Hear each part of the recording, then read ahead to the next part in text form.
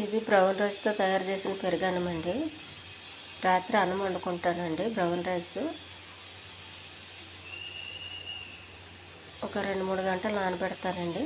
రాత్రి అన్నం వండి పాలు కాగిస్తానండి. పాలు కాగించి ఈ బ్రౌన్ రైసు ఈ పాలు రెండు కలుపుతానండి. కొంచెం చల్లగా ఉన్నప్పుడు, మరి వేడిగా ఉండకూడదండి.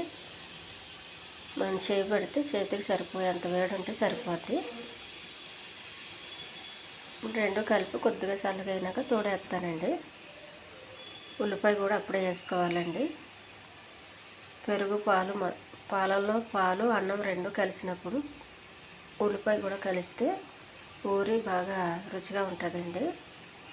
ఇది చాలా అద్భుతమైన టేస్ట్ అండి. ఈ ఛానల్ నచ్చితే సబ్స్క్రైబ్ చేయండి, షేర్ చేయండి, లైక్ చేయండి.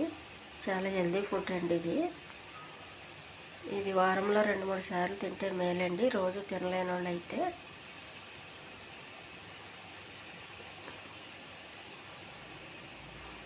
దీనికి ఆవకాయ పచ్చడి బాగా ఉంటుందండి నంచుకు తింటే.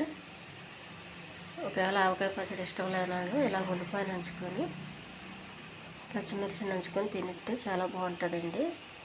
ఇది ముఖ్యంగా హెల్త్ కోసం తినాలండి.